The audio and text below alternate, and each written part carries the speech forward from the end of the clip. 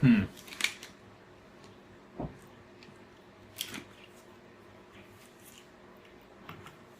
Um,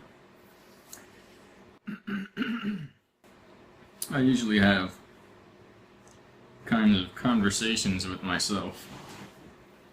Sometimes I record them. Usually when I record them, I release them. Lately, it's been a little different. But,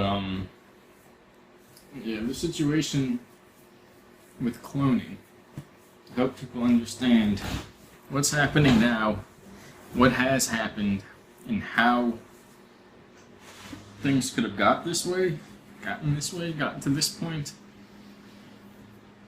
And, in that sense, what it means from a casual standpoint, both face value and beneath the surface. So, the idea is cloning has been apparently, certain things I can get away with saying that, but I can't really get away with saying that with this. It's perfected. It was, the first groups began cloning humans in the 40s, in the 30s possibly, the late 30s I think, maybe towards the early, I'm not sure. I can't remember the exact number, I throw them around. They get tossed around. Anyway, so that began. You can look into the World War II Nazis, that whole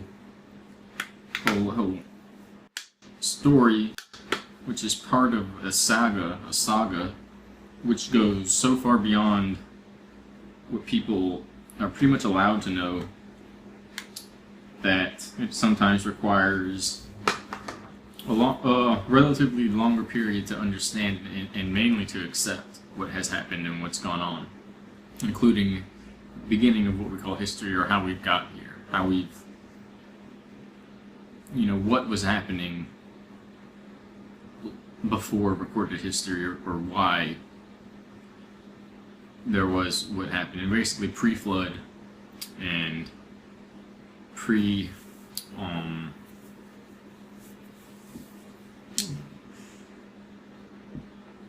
there's a civilization, the way to put the words, I think it was pre-Earth, or something like that, like pre-man. I think there's like post or antediluvian before, and then I think that's before, and basically there was a split. There were two civilizations here, and there was a switch over a while ago, but that's another aspect of the situation. The idea is, once you start looking into what has been covered up, you don't have to become a wizard, but seeing what the occult is, what the knowledge with that is related to, and what people have been doing, what it means to them, and how it's shaped history. And then a lot of corruption and sacrifice and things like that, and you realize how civilization has in a way been shaped by these ongoings throughout history, possibly from the beginning. That might be where things began, and some groups went one way and some went the other. There's research what a Yule log is originally. Begin to see, like I said in the previous video, that once you open your eyes to what's been happening, you'll begin to see it's everywhere, and it explains why things are the way they are. Things aren't, it's not so much black and white. It's what you make of it, and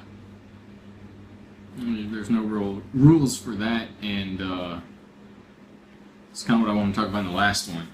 I'm not going to directly carry into that now, but there's beauty more. I explained what people would make fun of about a dog walker out there, but in reality, I didn't say the familial ties and the things that concept, that imagery, society and suburban, etc. brings, and the goodness in that, which I want to talk about in, I guess, the next video. And and about that ability to regulate the self, the suffering, the enjoyment, the pleasure and the pain, and see how one is connected to the other as a intrinsic property and necessity. It's about self-regulation, and through that self-awareness or self-vision, just seeing yourself. And in doing that, we realize. But without that, without having that mirror in front, we just become like mindless idiots. And so there's a whole process and more to talk about with that. I'll carry that one on probably in the next video. But with this one, it's just the basic idea. So cloning began back then, and there's apparently connections to the Epic of Gilgamesh and the beginning of certain Akkadian godmen or gods that created some kind of beings, a biological robotoid, for their own companionship, and that this may have something to do with, or some kind of explanation, maybe a mythological interpretation of real events that happen that possibly relate to kind of what you would call multidimensional evolutionary, rather automatic changes, but are on a highest level choices and basically experiments and conditions that are entered into in order to create new life. And this process of creating life is, I don't want to say governed, it is regulated. And that's kind of not even better, but it's observed, and there's an interactivity between that and the ones doing that and some higher power in the universe, whatever that may represent itself as, which is, I don't really mean to talk about aliens, although what may be unsatisfactory for some, a human conglomerate basically controlling things and regulating the creation of artificial life and so on, might be a likely outcome, but might be undesirable in that sense, especially that people want to be amazed or entertained by reality, and in the same sense they wouldn't be as comforted if we know there are people looking out for people, and there are also people looking to enslave people. It's kind of the mundane stuff that goes on, but regardless. So there are violations that have occurred or are being changed so that it literally didn't occur in the way that it did, because cloning went on. And so I've seen this firsthand, which is that the celebrities or a person of value of some kind, if they enter into an agreement regarding the generation of wealth and what we refer to as fame, or mass attraction, or support and notoriety of masses of people, which is energy siphoning at its core, they enter into situations where basically their genetics are used for recloning themselves, reproducing a biological organism that can house their consciousness, which is routed from the sleeping body. And we've all heard the beginnings of these types of stories, but it always goes much deeper. We're watching how deep it's going to go now.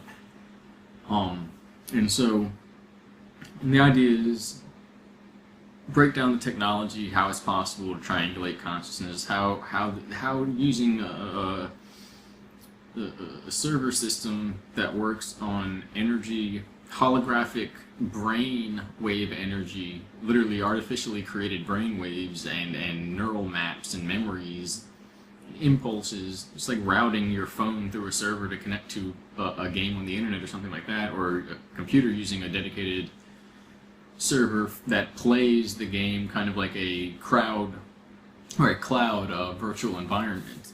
It's creating a mental virtual environment that wirelessly connects to the brain and reroutes the consciousness into a AI virtual mind frame, a noosphere there's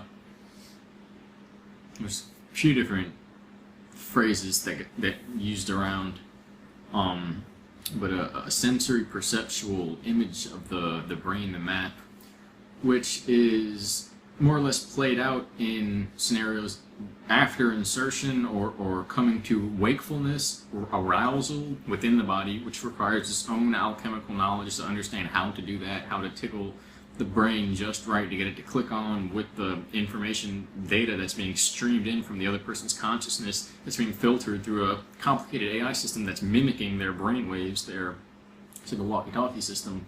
But then basically the person will be drunk, but getting them to wake up and realize what's happening is its own knowledge of how the system works, how consciousness works. And then, it has a lot to do with fear and pleasure and learning and certain things, and it's not all horror, and even then, there are safeguards, and it's being used to produce the highest degree of arousal in the sense of consciousness and other ways, to figure out how to use the system properly. So you can only do so many tests, and so these are live action tests and live subject tests, but that's the best way and fastest way to move forward. So that's what was happening. That evolved into people being pretty much caught up into this net and being used in these systems for sex or ring fighting or like bare knuckle. Can't think of the word right now. Basically cage fighting. And basically for entertainment, for the highest degree of entertainment. And, there's that buffer zone between the brain of the clone and the consciousness that's being streamed through an algorithmic artificial intelligence system, a matrix, where your consciousness is inside a computer system. So within that, they can basically have a person's mind interact in an entirely virtual system that's also interfaced or overlaid, with the actual physical environment the clone is perceiving. So you'll have a mix of real environment, and it won't be like the modern day, the public versions of, what are the shared virtual environments, I can't think of the word, where you have the overlays of certain objects. You can click on something that's popping up and open up menus and things like that in the Google Glass and the goggles and the things they've come up with. No, it looks exactly as if you were really there, and the person's walking up to you, and it looks as if it's a person. It doesn't look like an avatar or a video game thing. So all of that's been perfected for the most part and figured out, and the key is into convincing the brain to sleep just enough to be aware of to not be aware of its surroundings directly, and enable, more so, not to not be aware of the surroundings, but to enable perceptual, what would be glitches, where you're kind of going in and out of consciousness, getting drowsy, but the machines and the way the system works, it filters it and adds, instead of a glitch, it adds an object or an experience or something. But to have them not so far asleep that they're out in dreamland and they slip away from any type of containment system, and basically the brainwaves go so abstract that it's just, random colors and stuff, and that's not going to do anything. I mean, it could be guided, and those are used as well, but not if you're trying to have a simulated virtual fight or some type of experience, training, conditioning, torture, whatever, that's overlay. It's very delicate.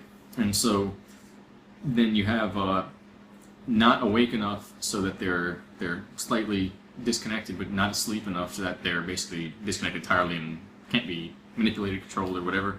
Read, basically, and streamed through.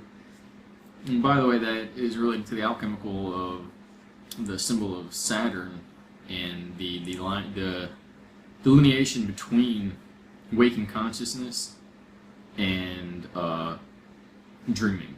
So you get false realities. That's what that means when you apply it in that sense. You can interpret it in multiple senses and bring out the meaning in different ways. It's kind of like you're holding up a multidimensional shape and twisting it to get different meanings out of it. It's the way that you're filtering light through the system that's giving you the different outline of the shapes and therefore the different function.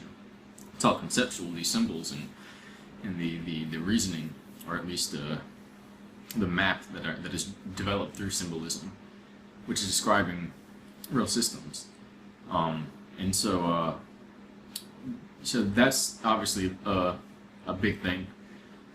It's a breakthrough that this has been enabled, this has been capable, and as well, if people weren't, if groups didn't go ahead and do certain things, we wouldn't be at this level of technological advancement. So a lot of leeway is given for these types of situations. However, there's only so far that can be gone until the system begins to collapse on itself through what becomes corruption, the lack of control, and that's what has to be stemmed. That's what everything is about. Even though it hurts and we want to save everything all at once, it's like certain things have to be brought into check, into the system, or into balance, and so that anything else can happen.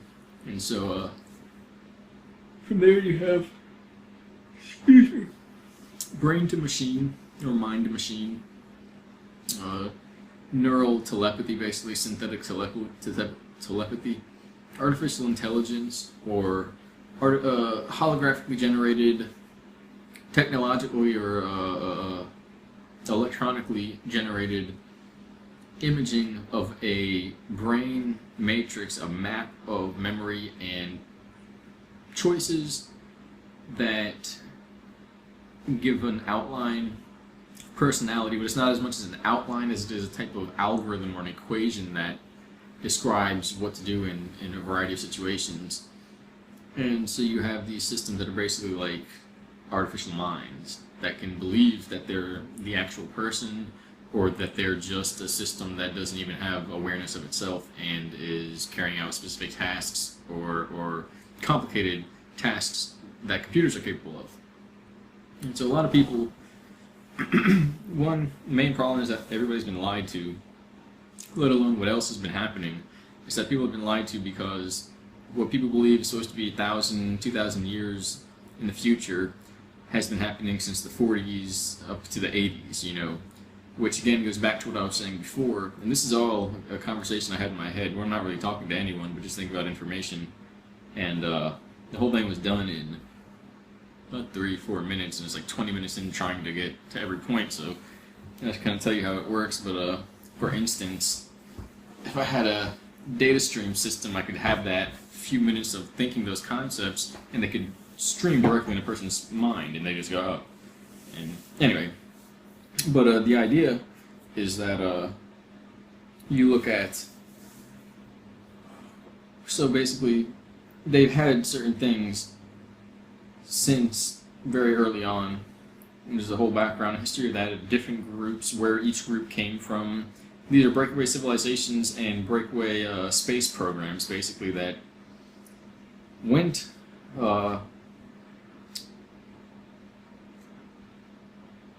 into different worlds, but they were different versions of the same place we're in now, if you want to call it that. Which may be all there is.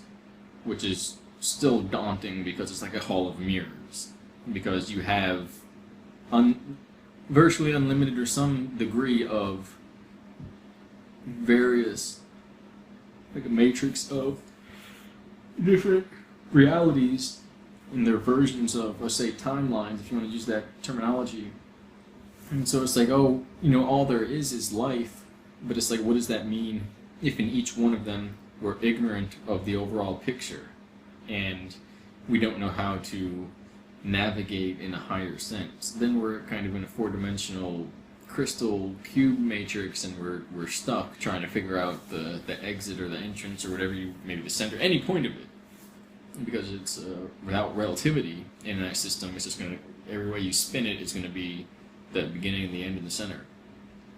So in a way you create it, but that goes into other kind of alchemical and these multi-dimensional, which isn't a very helpful word, but these ways of utilizing consciousness and mainly awareness to position yourself within this 4D or 5D matrix of combined physical spaces, where it's like a holometer, where it's like a Rubik's Cube with each facet of the cube, both on the faces as well as each individual cube itself being a different picture of the cube, of a whole cube, or a whole room or something.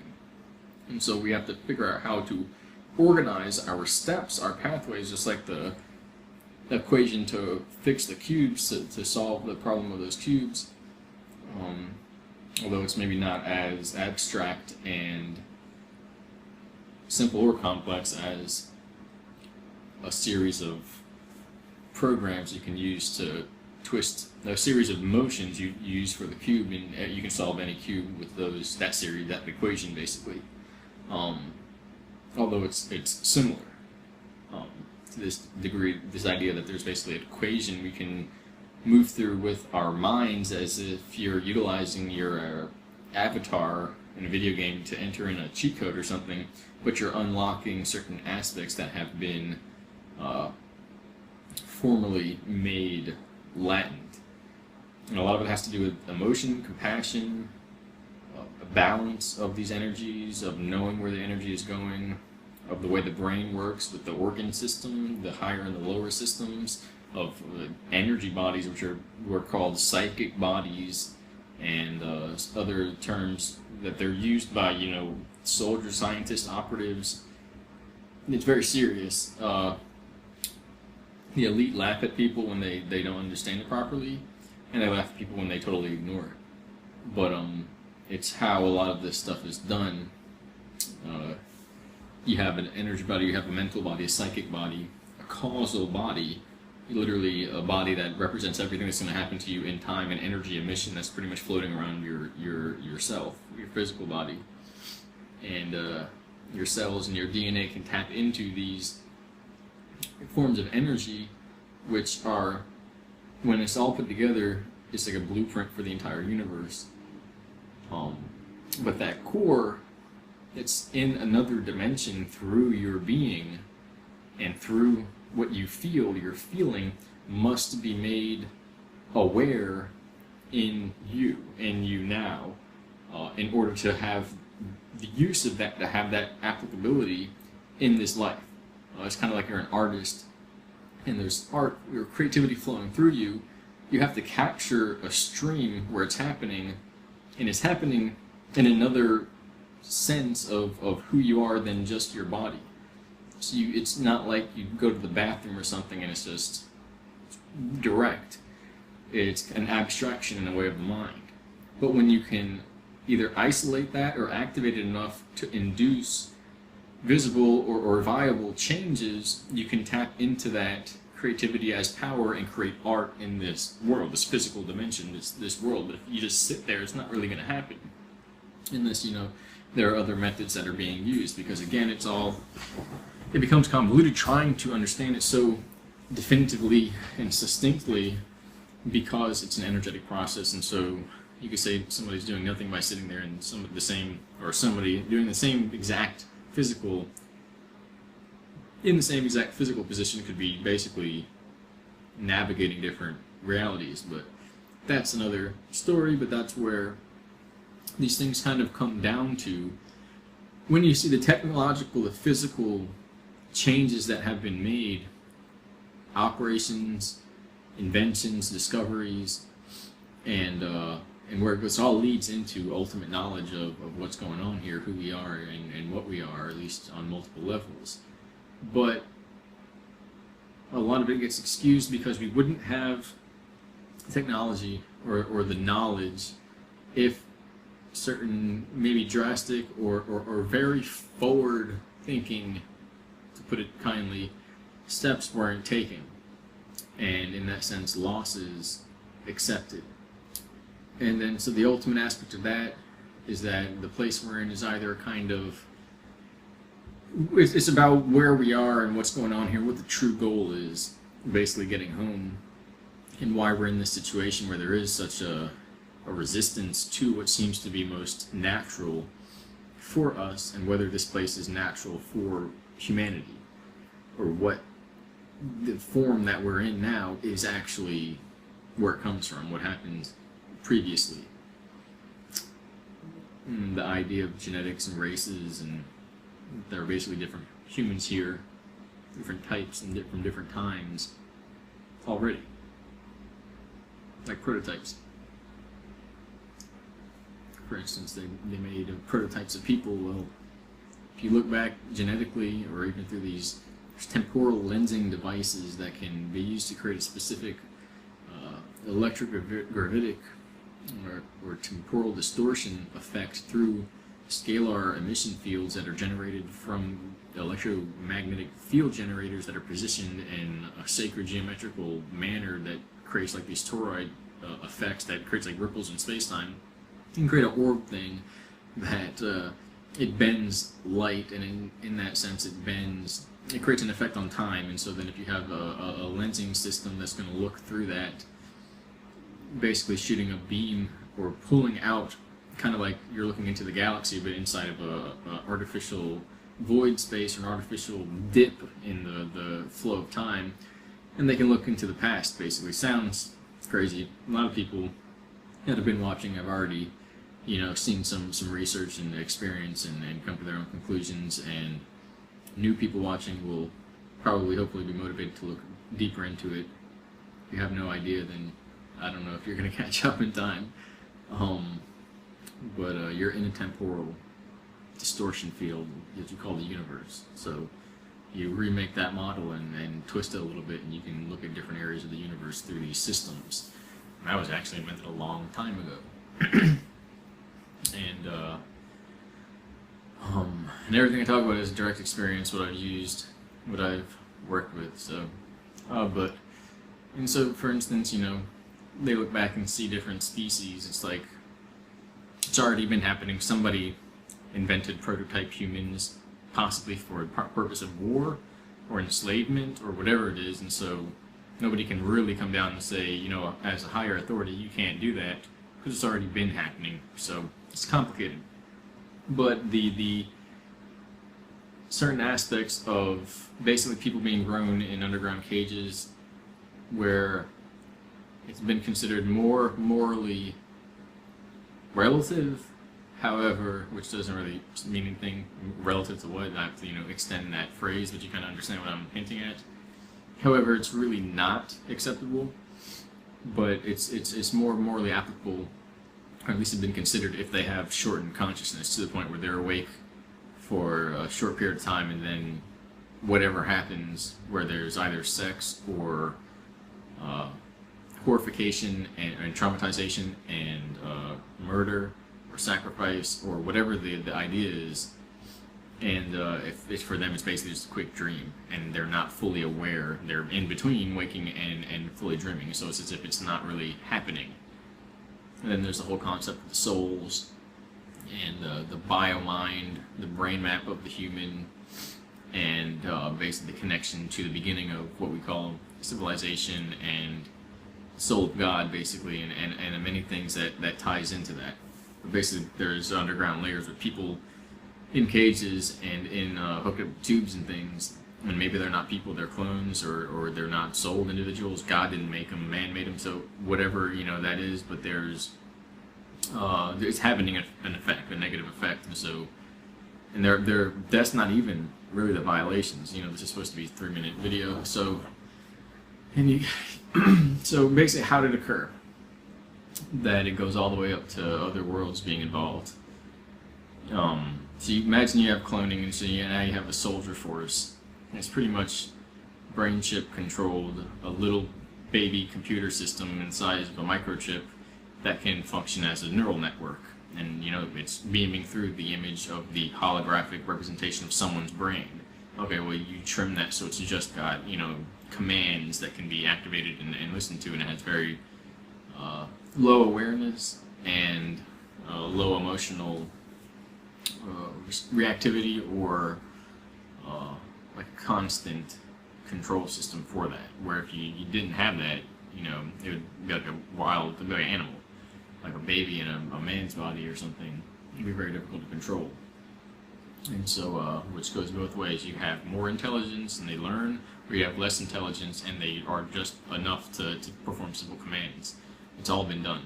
Everything you can think of, every which way you can digress and turn and branch and divert, and every possible option, it's already been, there's some recording of an experiment somewhere where the outcome of those tests have been done, and they're at the next layer up. Where if it's like if it didn't work there, well, they're years after that. Where it's not only that works, they can have them do this, you can have something do that, and it's beyond it. But the idea is that, so imagine how much power you can have if you had your own clone army. And so that's what happened, and that pretty much destabilized everything as we know it, from governments to nations to cultures and people to every single group that would have power or sovereignty over themselves. It's not pretty much at the mercy, whether known or unknown, of hidden rulers that have unimaginable power. And the best thing for them, or at least for control, is for those that don't even know they're being controlled. And so you would think, like, well, why not have a billion, man army and just run out now? Well, one, you'd have to take on the entire world. Unless you have backroom deals and things like that, you're probably not going to be doing that. But if you do have those deals, you're probably not going to just go all out. It's going to be basically these proxy wars, these mock wars, which is what we see. And as well, even a billion people, everybody kind of came together to squash this villain that's popped up with a supervillain with a bunch of super soldiers. It's probably not going to work unless you use high technology and so on and so forth. And there's a big balance where there's multiple layers, and the highest layer there are regulations on what kind of technology can be used so that somebody doesn't destroy the entire universe because they have a lust for power. But the idea is that, why would you do that if you could have all the power and use it to create and manipulate and modulate these false sense of securities and use that to guide the system like puppetry, like a marionette doll, towards the intended outcome? Then you have all the power in the world and you don't need to lift a finger really. You just need to use, wave your hands in a certain way and provide an outcome, a perceptual friction problem, solution, reaction solution, and you can do more than an army can do. You can do more in a few generations. And so that's what we've been at. But the idea is that in the beginning of this, there were several groups that popped up because not everyone's going to have the same outlook. And it's really not even about supervillain outlook on who's controlling what. It's just about why not, and that's what would happen if you have the power. And the other aspect is once one group gets power to do something, it's very shortly after another group realizes that this is what's happening and begins to backwards engineer recovered technology or individuals and figure out what happens. A lot of people are equipped with stuff that basically causes their body to deteriorate so that they can't get access to their genetics, and it's like a proprietary code at that point. So fairly quickly on, all that began to get combined, and new worlds were created. Way to understand that is now everybody puts all their poker chips on the table and all their cards on the table, but everyone has cards up their sleeve. Nobody's playing a clean game. But they do that, and everybody basically has these types of communal gatherings of like war games, and through that the next level of technology is generated instead of basically going all out and destroying an unimaginable amount of life or exist in the environment. Basically, it's like mitigated war games or playful absolute destruction and power. So the idea is that you have these groups running around performing these covert operations. You have the cloning technology, the brain-to-machine technology, artificial intelligence, electrogravitic technology, where there are craft that produce that effect of warping time, which also warps your mind. If you were to do that same thing to the field of your mind, your consciousness starts to go backwards in time, and you start to see 10 minutes ago, and then beyond, there's a bubble expanding outward from where you just were. You're starting to open up into different realities.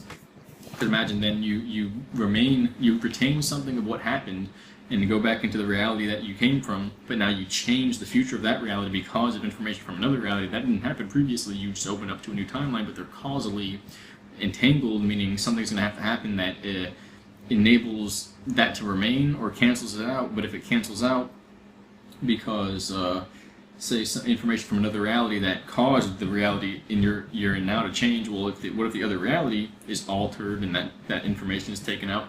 Well, your reality is going to become unstable, and you're essentially going to begin to evaporate out of it into the next one down, the next most common possible outcome in this web, matrix of possibilities that we're in, which are actual timelines, actual existences.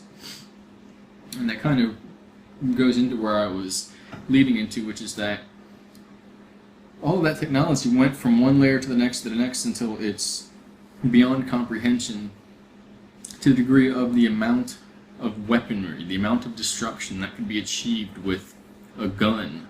Okay, imagine a ray gun. Right now, publicly they're like big devices that take up a room or more, a laser that can burn through something. Just think of computers. We had that long ago, and now we have computers that are tiny. It's the same thing with stuff like that something handheld that could, low-powered relatively, influence a person's mind, create a mind-to-mind link between the user and a target, and influence and manipulate energy that way, memory, whatever, or fry a person or something like that, induce burning and pain, or just create the perception of that. And it's, again, why use all that force and enter into a billion person war with multiple armies colliding, and your chances of success are greatly reduced in that situation compared to if you can hit somebody with a situation where you create the perception of absolute terror or subjugation through pain, and in actuality nothing even happened. You created the perception that their skin is on fire and their brain's just running that over like a nightmare in a sense, and they can't get out of the beams, they can't get out of the perception unless they rewire their mind subjectively or consciously, which is pretty much the idea behind that. But that's the whole point, that everything turned out that way. Why go the difficult path when you can basically get people to do it for you in a way to themselves, or use technology to create a false reality where what you want to happen is happening, but it's not actually happening in the physical sense, and therefore you're pretty much free in a sense of causality or blame in the traditional sense, because it's like a loophole. If somebody caused the perception of burning, do they really burn you? It's a loophole. But people have to become aware of it, because only then can an unconscious or unconscionable agreement be basically struck or nullified, because it's already corrupt and unconscionable, but that only applies when you realize that. It means basically it doesn't work, or that you can cancel the contract, but if nobody does and people go through with it, then it's already happened. That's what it is. And so we kind of have to realize that and make use of that, but that's a lot for a lot of people who are just busy thinking about the next materialistic gain, or worried about the next materialistic gain. We're in a different situation, but that technology, from what can be known and what can be done, what can be created and what can be destroyed, it went so much further out of what we believe would be capable, at the degree that it's to the destruction or creation of entire worlds, entire civilizations. And the point is, that's basically what happened. Imagine you're on a timeline that dead ends and it doesn't really make it, and yet there are, technically virtually infinite other timelines which do. You're not going to experience that timeline unless you recorded that end snippet of what happened and played it back through some interdimensional technology, which has the capacity to store itself in higher dimensional spaces, meaning it could basically bridge realities and timelines, if you want to look at it that way, or universes, by superseding or storing itself in an energetic format, instead of something that can be degraded and broken down, like sand with time. And so that's kind of confusing, but it's part of how it works. And so most people are not going to have that. And so the idea that timelines could be destroyed, that could have already happened with certain people who have traveled from those timelines to this timeline, to these timelines. And that's what has been happening. Civilization level events, extinction level events, destruction, and as a result of that, there's a tension gathered from some higher layer of authority or power, or just simply the knowledge, the ability to create, and that really has the power here. Something outside this time, this holographic projection of space and time, and there are regulations basically being put into place in order to ensure that it doesn't happen again, because it could basically mean the destruction of an entire species to the point where it's as if they never existed.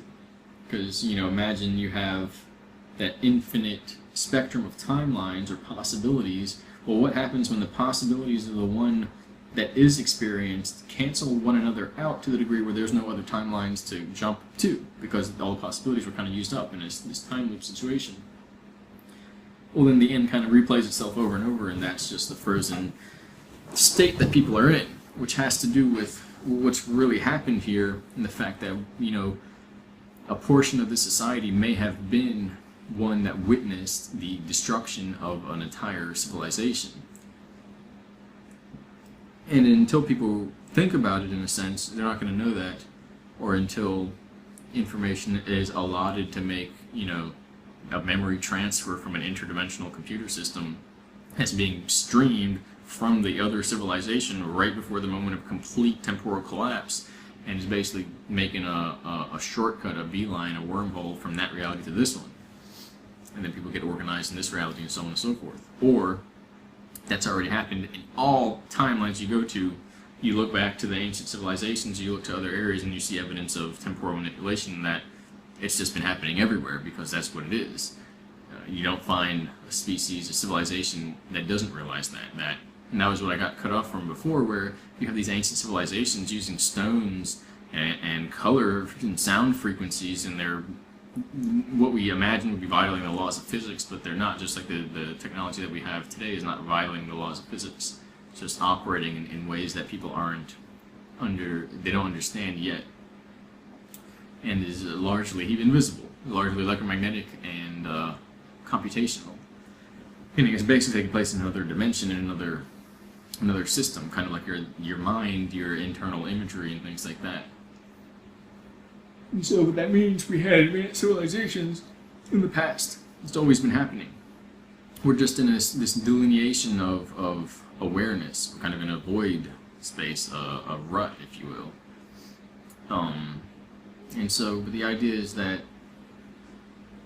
that's kind of how things got so quickly out of hand, in the sense that people today are ignorant of the possibilities and the danger, the threat with the misuse of technology, both advanced and modern day, what we consider modern day tech, based on the way consciousness works, and the preservation of the self, and the knowledge of the self, and the resistance of an automated system that pretty much is attempting to replicate itself through mimetic transfer of information through human consciousness, through what we have as the media and certain other invisible systems that are basically like an invisible biological internet, which is like a backdoor system for all types of consciousness-based networking that's below the conscious level, that subconscious information is traded through. If you figure out how to tap into that, how to hijack it and code it with your own stuff, where you can program your own commands, your own identities into the subconscious of people, so things like that have happened. But there's great healing power with that. It's pretty much where the head conversation I had went to. It also went elsewhere. It had a more reasonable outcome. Excuse me.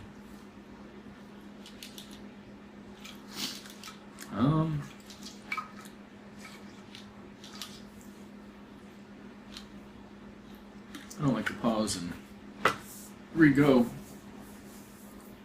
But yeah, there are non-human entities. And the question is whether they've been here, whether they're interdimensional from another universe, basically another dimension, and making physical bodies through technology to be here. Avatar systems, what 2045 Avatar 2045 is about, basically.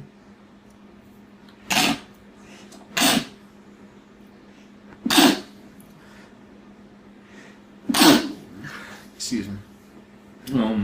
And or whether they've been here underground. Oh my gosh, wait. Or whether they're created entirely from lab situations, genetic engineering, mutations, or whether it's a deviation of humanity from a different timeline, or an impossible timeline, like a shadow entity, where there's all of the above. And that's also the complexity of what's going on. For instance, imagine you have these possibilities in time that you can draw out on a computer system that's powerful enough to simulate entire realities by taking brains of people. Because all you have is brains of people, and then you got objects, inanimate objects, and nature, systems of nature. You can automate those into a matrix, an artificial algorithm, or an artificial matrix that's described through algorithms that can operate on a multitude of facets simultaneously, 4 and 5 dimensional systems that are tied together, happening all at once. Okay, based on different versions of different people's minds, of different realities, of different pseudo environments playing together to get out a specific event you're looking for. All right, well, imagine you have a spectrum of possible super realities or higher dimensional outcomes, basically future timelines, possibilities. Well, imagine you get the computer system to manifest now something from the areas that are impossible, a being or an outcome or a deviated form that, say, by the time this ever occurred in any human timeline, we would have long wiped ourselves out or long merged to another timeline and just would have woken up not even realizing it in another timeline, kind of like we are now. Imagine you have the system draw out the most accurate version of what a consciousness from that place would be, and then you filter that through a clone, an avatar system, and have them, you give them a little bit of power and have them run a show, run a base or something. And so there's like these basically demonic entities that are doing things.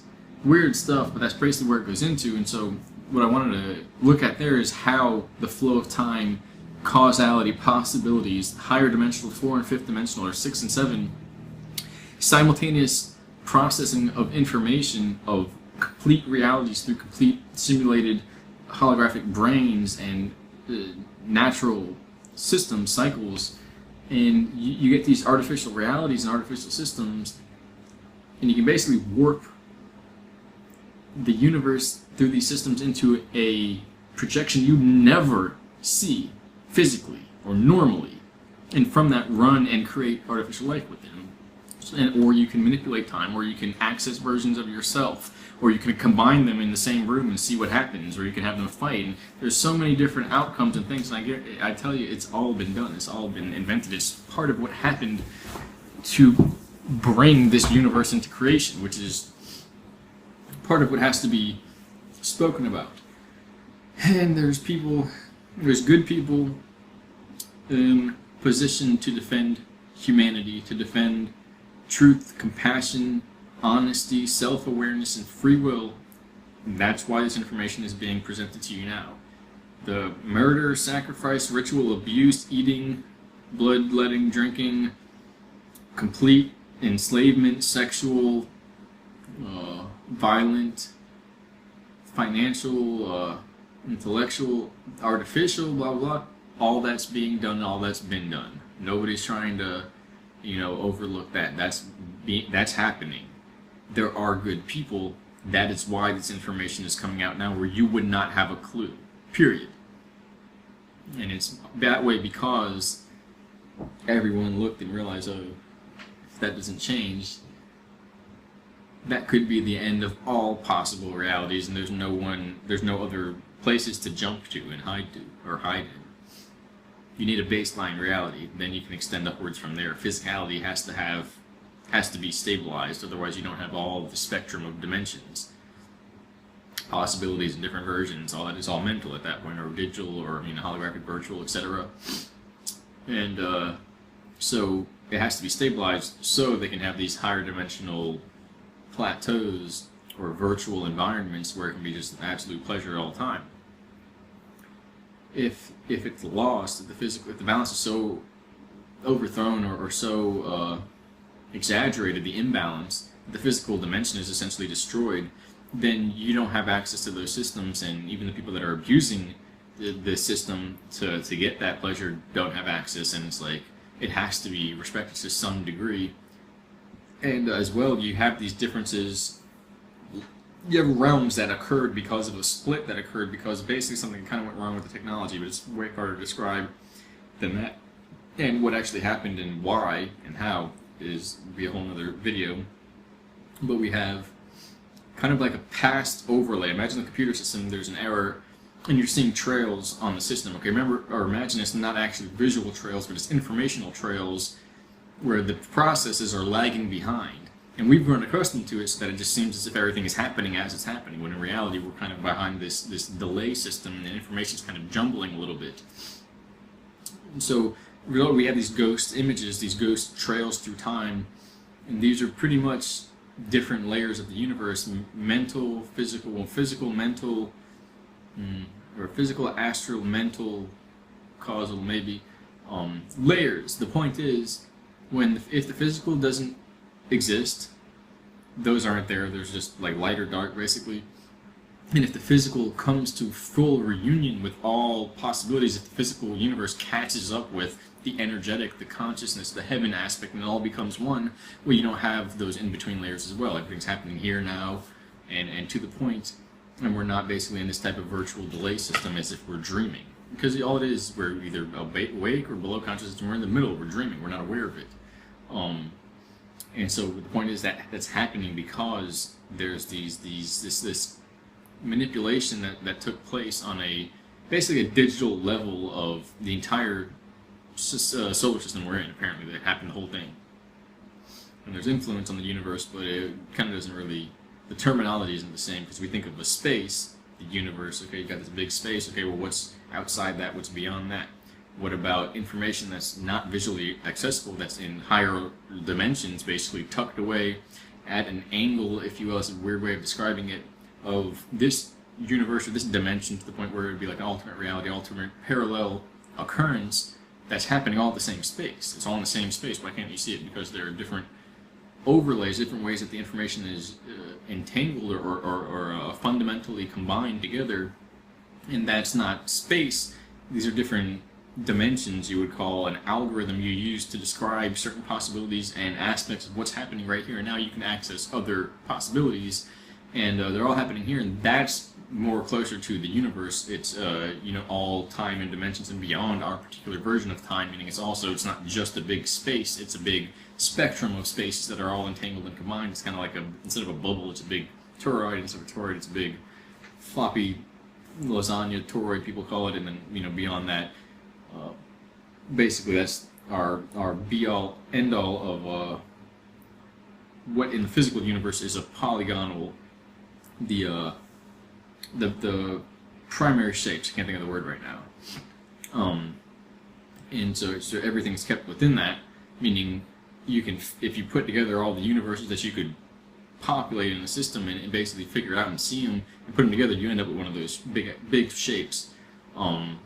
That's so the universe isn't a big bubble of empty space and particles. It's information in that sense, and it's also biological and inorganic. It's the space of your consciousness, of your perceptions, of your worries, of your dreams, of your wishes, of your love and hatred and agony. That's part of the universe too. That's some informational layer within the universe, and there's from there different work, different understanding of what information goes beyond the universe that we're in, or possibly dimensions that we're in, where you have non-local awareness, which is beyond the physicality of the body and is some type of soul spirit link to the system that we're in now.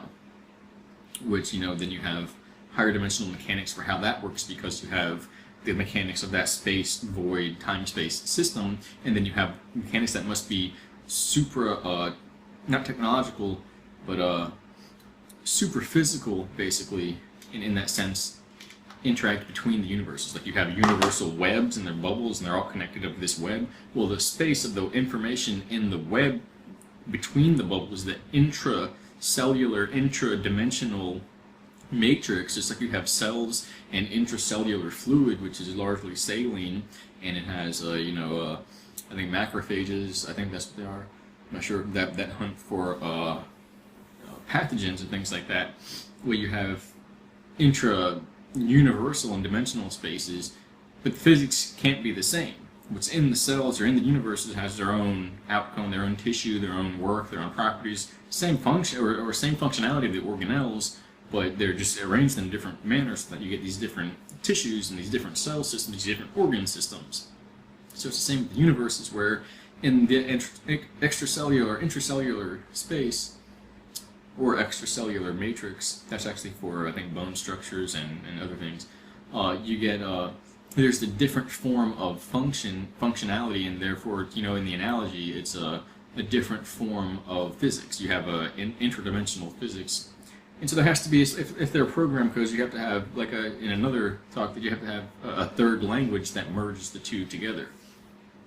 Within that information is the confirmation or the mechanics of why and who we are. Intellectually and awareness-based information that goes beyond what the human is physically or what the human is to each universe. And so stuff like that has been looked at and uncovered, unveiled to a degree. So it's deep stuff, and ultimately, to see how deep it is, it's so deep. It's so deep nothing matters. Terrible things have happened, and then the creation of universes was figured out and how that works. We could become enslaved, and could also become immortal in a way, and I don't mean through cloning purely, because other aspects were figured out. Genetic, latent genetic capabilities, and so but it doesn't mean that because nothing's happening in that sense that they cancel each other out, that there's no motivation to do anything. It's, if anything, just the same, if not better, because now you can choose what you want to do, who you want to be in this situation. So think about all that. It was like a 3 or 4 minute conversation with myself. It took an hour to get through. I'll try to do the next one, see if it happens again. It takes an hour to get through. I have these basically every day. I didn't kind of rambled and I put like key points here of what happened, but when you look into it and let the extracellular, the intracellular information, the matrix, intracellular matrix of information between what I'm saying and how it's tying together, really kind of soak in and play with it, you'll realize the perspective I'm coming from, which is that it's everything and nothing. You have all possibility before you. You have whatever you want before you in any situation, whether it's comparable to others in one way or another. You still have choice of what you want to do with it. And so in that, there is no limit to the value. It's invaluable in the knowledge of that, in the acceptance of that.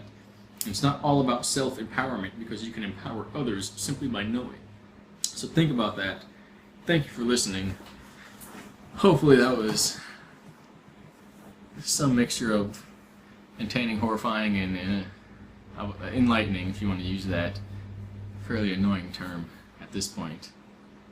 But yeah, there's always more to see. So always isn't the best thing because it never ends. But it also, in the same sense, we figured out it does end, because it does begin, and we're in a finite system that you can sit back from entirely and go, wow, that's the whole thing. That's what it is. It's amazing. Where if you didn't have that, you'd just be like an endless maze. So you see, we're in that system, but we're kind of stuck dreaming. And if we're staying in dreamland, it doesn't end until we get tired and fall asleep into a sleeper, a deeper dream that we have even less chance of waking up out of. But that's the idea. That's the system. And we're through this. We're navigating through the 4 and 5D architecture of this kind of holographic matrix we're in, and through that we're mentally raising or lowering or reorganizing ourselves to get to higher or lower levels of self-awareness and resonance of what we see and know in these streams of possibilities in that extracellular or intracellular matrix of this hyper dimensional system we're in. And through that we're moving higher or lower in the system, basically towards the pinnacle of awareness, or out into sleepfulness and away from true generation of self-control, into automation basically. And so we're not, putting ladders up and climbing from one universe to the next and getting in this bubble and kind of jumping out of it and crawling through the extracellular matrix of hypercube, or what is it, like portal space, hyperdimensional space and things like that. No, you do it mentally and through feeling. But and then physically, weird stuff has happened. For instance, what if you make a bubble ship that's your own bubble universe and you pop into that matrix? Weird stuff happens. I'll bring that up in the next one or so.